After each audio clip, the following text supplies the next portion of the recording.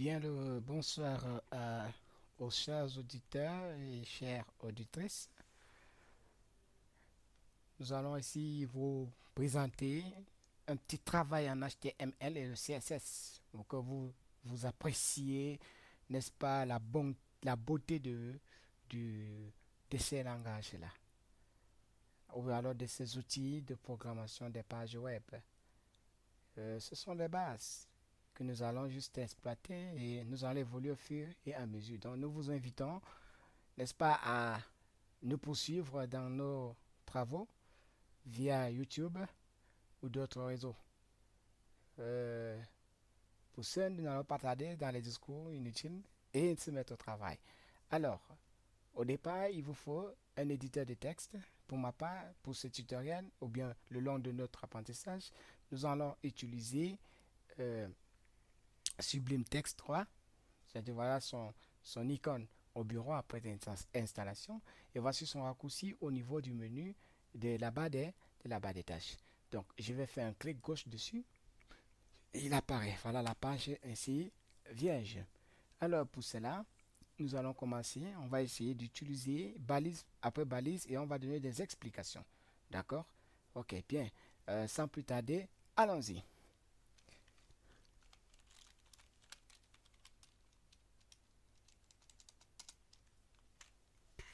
Pour enregistrer, vous faites CTRL S pour enregistrer le fichier nouvellement produit.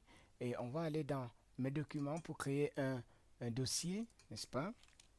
Je vais supprimer celui-ci. Je crée un autre dossier qui sera le dossier de destination de mes fichiers HTML et CSS, n'est-ce pas? Alors, je vais créer. Là, je vais écrire tuto. Tuto. Bien. Alors, une fois que j'ouvre, j'ouvre mon dossier tuto. On va ici sur la barre d'accès. Je suis dans bibliothèque. Le dossier parental, c'est la bibliothèque. Le dossier secondaire, c'est-à-dire le premier sous-dossier, c'est document. Et le second dossier dans lequel je travaille, c'est tuto. Alors ça, c'est la voie d'accès rapide. Si vous maîtrisez le raccourci ici, vous pouvez l'exploiter. Mais qu'à cela ne tienne, vous devez savoir où est-ce que vous avez mis votre dossier. Le dossier dans lequel vous seront enregistrés, n'est-ce pas, vos travaux HTML, CSS, Java, PHP et ainsi de suite. Alors, là, je vais créer déjà un autre dossier dans le dossier tuto que je vais écrire accueil. Je vous rappelle d'abord ici qu'on ne crée pas, ici on n'est pas encore en train de faire des sites dynamiques, un site dynamique, mais on crée juste un petit site, n'est-ce pas, dans lequel on peut peut-être télécharger des fichiers PHP, HTML, PDF ou Word, ou alors audio, ben, peu importe, mais ce que vous voulez télécharger, mais on ne dynamise pas notre site, d'accord?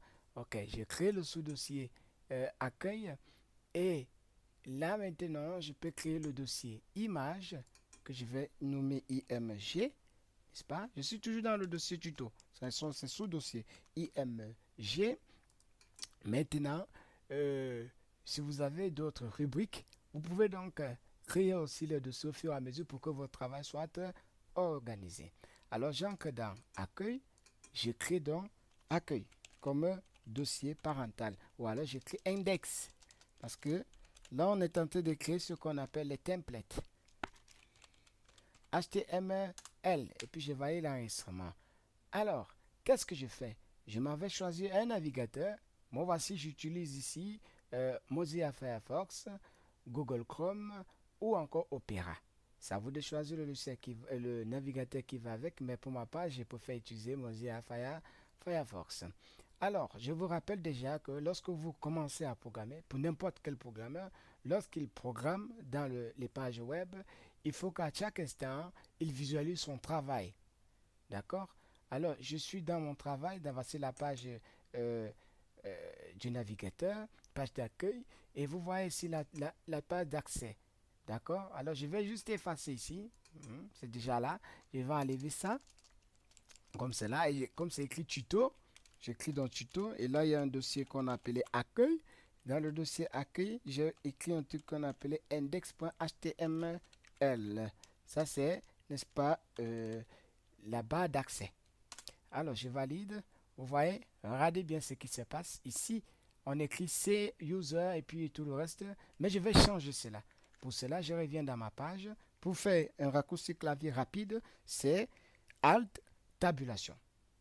Alors, je vais donc écrire HTML. Et j'écris comme titre, j'écris page d'accueil. Page d'accueil. J'enregistre, CTRL S, et puis je repars sur la page web du navigateur en faisant toujours Alt tabulation. Et puis une fois à la page, j'appuie F5 de mon clavier. Alors, quand vous regardez, c'est déjà écrit quoi? Page d'accueil. Alors, on va donc repartir.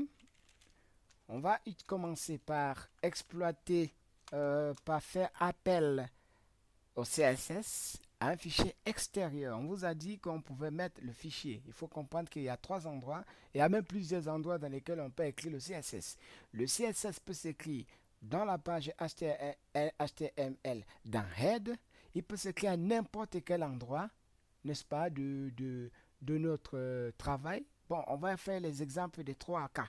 Mais je vous conseille, et comme tout autre webmaster va vous conseiller, d'utiliser le fichier extérieur, n'est-ce pas, pour donner moins de chances aux pirateurs. Parce que si vous écrivez tout votre syntaxe dans une seule page, alors c'est facile de pirater votre travail et votre copyright, c'est-à-dire votre droit d'auteur.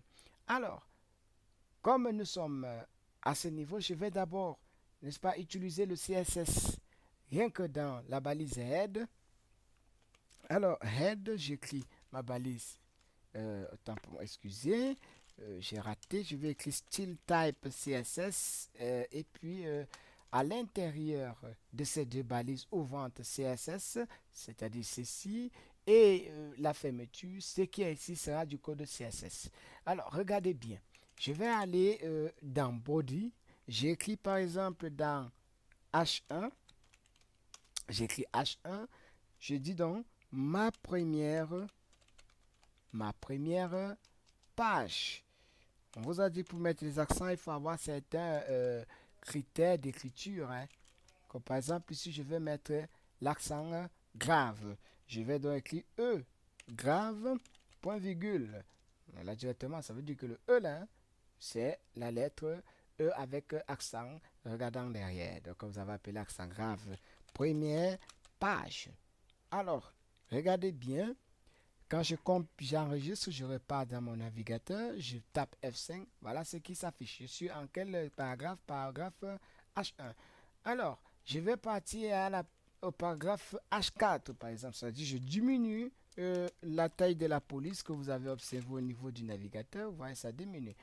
Alors, maintenant, observez bien le résultat. Ma première page, vous voyez, il est à gauche. Alors, je vais le centrer avec le CSS et changer sa couleur. Mettre toutes les premières lettres, n'est-ce pas, en majuscule. Et chaque syntaxe CSS, c'est important à utiliser.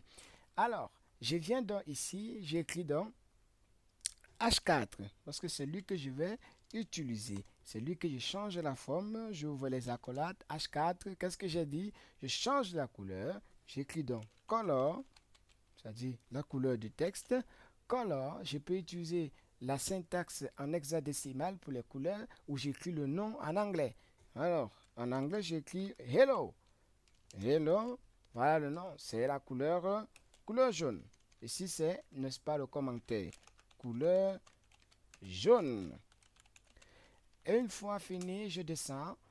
Et je peux aller, je vérifie, j'enregistre et je m'en vais vérifier mon travail. C'est la couleur jaune. Mais c'est bête, n'est-ce pas? Alors, pour cela, je vais changer simplement l'arrière-plan de mon corps du devoir. C'est-à-dire body, color. Je veux la couleur, j'écris background, c'est-à-dire arrière-plan. Background color. Ce qui est bien le CSS, c'est qu'il vous propose déjà des syntaxes à vous de maîtriser. Parce que certains disent que ça facilite le travail, certes, mais on ne peut pas valider ce qu'on ne connaît pas. C'est clair, n'est-ce pas? Voilà. Donc, on va donc aller... on écrit par exemple black, n'est-ce pas? Black. Et point virgule à la fin, on repart, on enregistre, on compile. On voit maintenant que notre truc, l'arrière-plan de notre travail, de notre page web est noir parce que j'écris color black. Alors, quelle est sa syntaxe, son équivalent avec le code hexadécimal? C'est